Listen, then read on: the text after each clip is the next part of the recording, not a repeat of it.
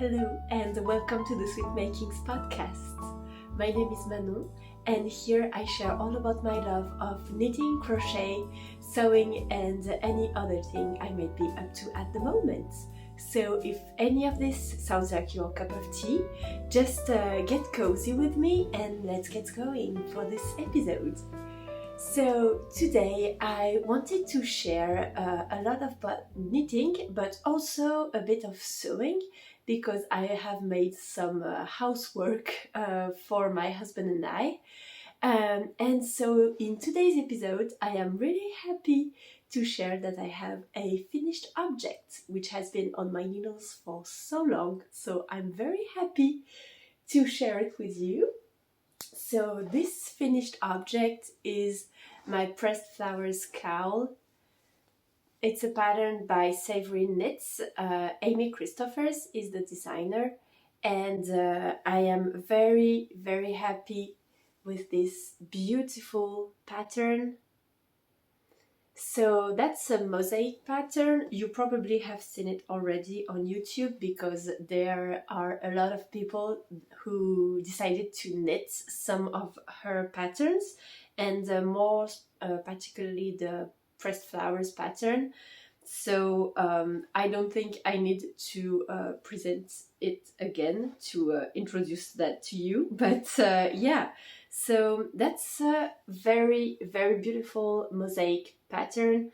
The pattern I followed was actually the shawl, the pressed flowers shawl pattern, because at first I wanted to knit the shawl, but then I changed my mind because my mother-in-law, I'm sorry, I'm having so much difficulties with those words. My mother-in-law knitted me a scarf for Christmas, and while I absolutely love it, and when it's very cold I used to wear it all the time, I realized that the scarves were not my favorite type of neck warmer.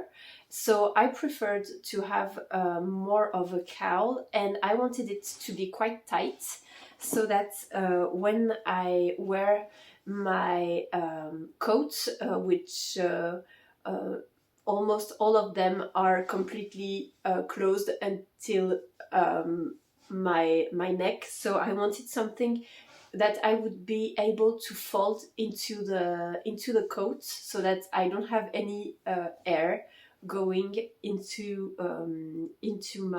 my coat, and that I will keep very warm and toasty while I'm outside. And so I decided that a tight cowl was better. So here what it looks like on. There you are. So as you can see, it's very tight, but I really like it this way. I'm really happy with how it looks. And yeah, I think I will be quite warm like this. So yeah, I'm very happy about it. The yarn I used for this was a Pima cotton by the Athenian maker. So I still have some yarn because I was going for the shawl, and when I changed my mind for the cowl, obviously I already purchased my yarn. I also have this one. I'm sorry, my mind is all over the place, but I'm sure we will get to the point eventually. Yeah, so I already purchased the yarn, and yeah, so what I did was, as I already purchased the shawl pattern, I just took the charts for the pressed flower, and I created a pattern of my own creation. I also got some inspiration from Ravelry, where people made the shawl with all over the cowl with all over flowers, because on the original pattern you have a part with flowers and the part with only the mosaic stitch, like just the mosaic stitch without any motif, and then you have the flower motifs at some point on the cowl. But I wanted to have an all over flowered, pressed flowered cowl, so I decided to just go with the shawls chart and repeat it all around. So I will, I'm very bad at that, but I will try to update my Ravelry page so that you can have all the information on it. I will try to do this before the video goes on. And so, yeah, that's my pressed flower cowl. I'm very happy. It was pretty quick to knit. It's just that I didn't have a lot of time to knit it, but it was pretty easy and very fun to knit. I had so much fun knitting on this. I brought it with me when I went to the Alps this winter with my family. And so, yeah, it was a very cozy knit, very simple. So for the construction, what I did was I did a provisional cast on, then I knitted it as a tube. So that's where I was the last time. So I had already done all this and was here, and I finished it since we last spoke. And what I did was I chose to make a Kitchener stitch to finish off the pattern. So it's here. So as you can see, normally this should be a purl row, but as I did the Kitchener stitch, it's a knit row. But I really think that it does a very neat and invisible finish, so that you truly can't see where it begins and where it ends. So I am very happy with that. It was an experiment I chose to do. I absolutely wasn't sure that it would be okay at the end. I didn't really know how I would be able to manage the Kitchener stitch with no way to wave in the ends or anything, but in the end I'm very happy. It's seamless and it's so beautiful. I'm very happy with the results. So yeah, I will try to update my Ravelry page so that you can have more clues about how I did that. But yeah, what I did also was, in order to be sure that it would fit my head, I have a small head circumference. It's 56 centimeters.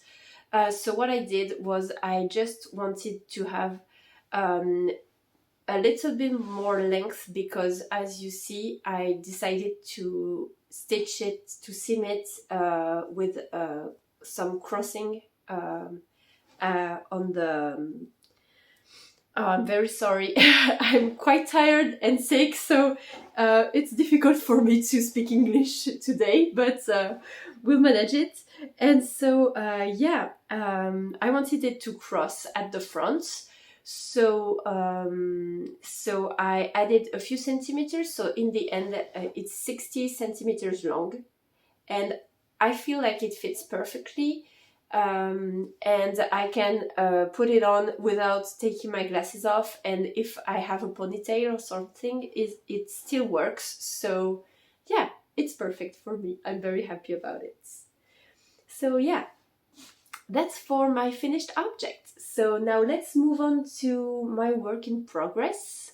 I will only show you one today because I haven't done any other progress on any other pattern, because I finally gave in and I couldn't resist to cast on another project, and so I decided to cast on the Playful palette sweater by Kutovakika. It's a pattern that she published in her book, Knits to Wear. So that's the book, and yeah, I think it shows backwards, so I'll put an image. But yeah, this book I really strongly recommend if you want to have a very beautiful object with like great quality and everything. It's a hardcover. There's quite of a texture on the book, and it's very, very well written. The patterns are very easy to follow, and yeah, I am so happy to have this book. I got it for my Christmas present from my husband, and yeah, the photos are absolutely beautiful, and it's well written, it's easy to follow, and you have so many inspiration in it, so strongly recommend it. So yeah, the Playful palette sweater, so as you can see, Kutovakika goes for kind of pastel-y colors, but I wanted to have something more wintry, and so I went with those colors, and I am absolutely in love with how it looks like. So as you can see, I'm pretty far down the color work. I was so into knitting this that I literally couldn't put it down and knit anything else. So I went for it, and yeah, I'm so happy with the results. I think that the finished object will be so nice to wear. So yeah, that's my first time knitting a garment, a colorwork pullover, because I've done obviously the mosaic before, the mosaic stitch, but it's my first time knitting a very classic type of color work, and yeah, I love it. I really liked the process, so I want to show you how it looks like on the inside, because I feel like not many people show that. But as you can see, I chose to not catch my floats during the color work, and just to keep going and go with the flow. So I don't know how it's going to grow old. I don't know. But I felt like the biggest amount of stitches you have to go before you change colors is 7 stitches, and I'm knitting this on 4.5mm needles, which is the recommended needle size, and I feel like you don't really have to catch the floats, because I don't think it will bother me when I will wear it. So I just hope that with blocking and washing, it won't all crumble away. I don't know. We'll see how it goes. But yeah, I'm very, very happy with the result. And there still is an elasticity to the pattern. So I think my tension is quite correct. So yeah, I'm very happy. And so for this project, I am using Plotsulopi in different colors. So that's the yellow one, that's the rusty orangey one, and I also have this beige, who tends to be, it's a beige when you see the plates, but on the sweater it really turned more like a gray. So yeah, it's a grayish, I would say. Yeah, I think it's a bit more gray on the camera than it is in reality. But yeah, and so yeah, and there's the blue, of course, the blue yarn. It's absolutely fantastic. It's so beautiful, and I know I'm gonna have a lot of leftovers with my project. But I think I will make maybe a striped sweater or something with it. I don't care, because I tasted colorway and now I just can't stop wanting to knit colorway. So color work, sorry, I'm very sorry about my English today. Please forgive me.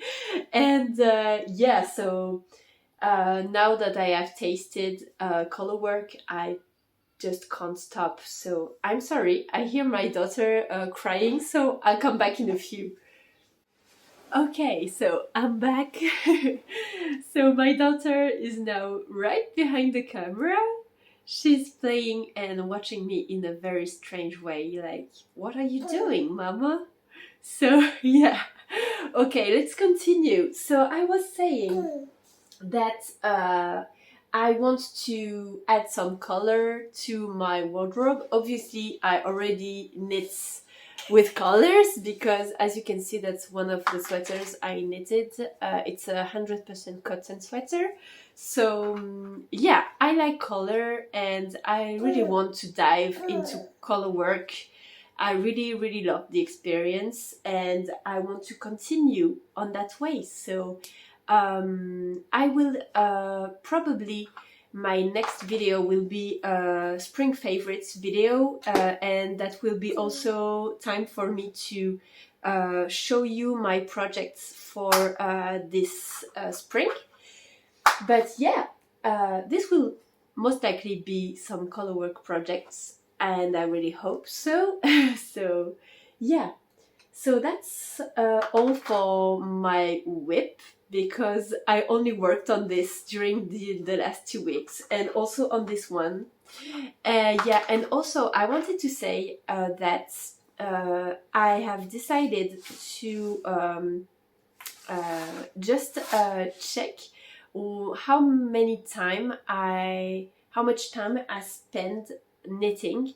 And so I have just put a chronometer every time that I take on my Playful palette sweater and just see how it goes and how much time I knit. So I didn't want to check in days because I feel like I have so many things on my needles that I don't really know how many days. I don't think that days are way a correct way for me to measure the amount of time I spend on a project. So I wanted to chronometer some things. And yeah, so I don't remember how much time I spent on the Playful palette sweater so far, but I feel like it has been flying off the needles, and I think that's because it's a 4.5mm needle project. So yeah, it really flies and it's really nice, and yeah, the unspun yarn is so great to work with and everything. So that's how we switched to my acquisitions, and I bought some yarn from Honer Och Eir. I think that the way I pronounce names, considering my English today, is gonna be terrible. So I won't even try to put the colorway. It's Kvällsjus, something like this. So I will put it also, I will write it here so that you can see. But I ordered 300 grams of this scrumptious yarn. So that's like a purpley pink. It's like, it's not a true pink, I would say. It goes a bit through to the purple side of the pink, but yeah, the yarn is so nice. It's softer than Plotulopi. I've just watched this morning a video from the Fiber Tales podcast, and she talks a lot about Lerga, talks all about unspun yarn and the differences between Plotulopi, Nutiden, like this one, and Menchelopis. So I will let you check her video because it's a really nice video. Yeah, so I am absolutely in love with this colorway, and what I plan to knit with it is the Take Me Out sweater by Kutovakika. I really think that this will be a very romantic and cozy kind of sweater. And yeah, I'm really happy with my color choice. I didn't expect it to be on the purple side of pink on the side, so that's why I'm telling you this. But yeah, I absolutely love this colorway. It's the December collection, so I don't think there's a lot of it left. So if you want some, I would recommend that you go and get some pretty fast, because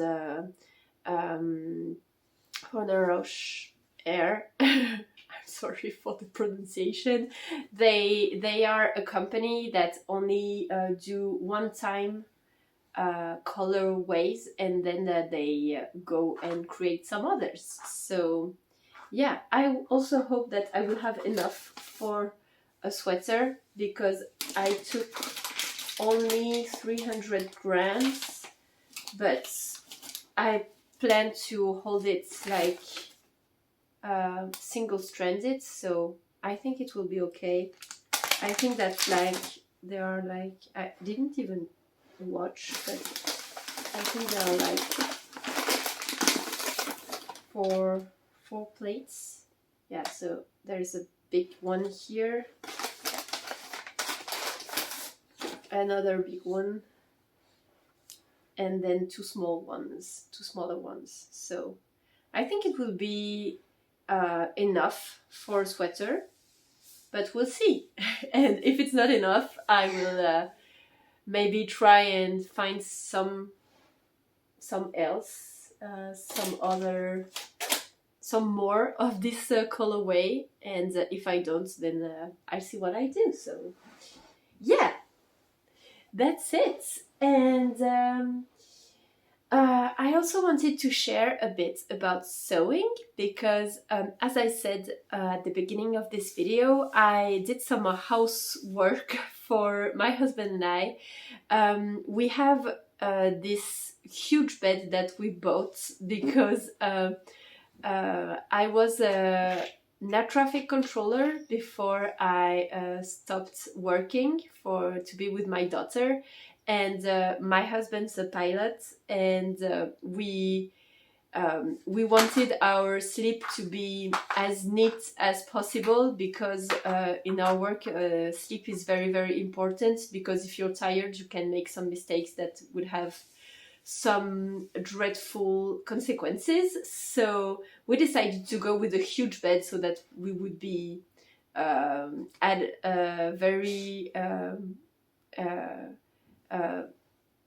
cozy to sleep. We have both quite a light sleep, so we wanted to take the best chances to sleep well for our jobs. And so we also bought these huge blankets to put on it, because in France we sleep together under the same blanket. And it was a very heavy blanket because it was so big, and it always tended to fall on some side of the bed, and yeah, so it wasn't very practical. So what we decided to do was to go Scandinavian and have our own blankets to sleep in. So after trial, we decided to go on with it, and we didn't want to just waste this big blanket. And so what I decided to do was just to split the blanket in half and make some custom blankets for us. So I just laid the blanket, cut it directly with my scissors, and then I put a bias on it, so that it's all knit and perfect, and that it goes to the washing machine and everything without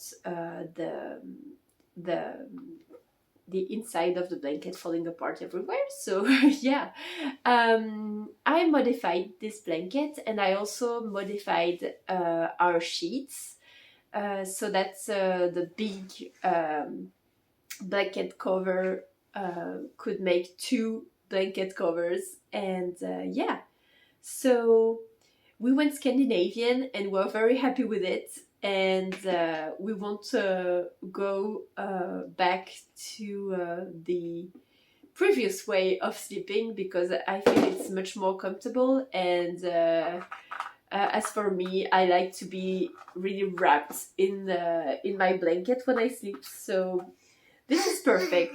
And also my husband is always too hot and I'm always too cold, so this way we will be able to choose our blanket and have the right amount of warmth for us. So yeah, that's all I wanted to share today. I am really looking forward to filming the next video because I've seen so many great patterns that went out these last weeks, and so I really am eager to share them with you, and I really hope that you will like it. I hope that you like this podcast.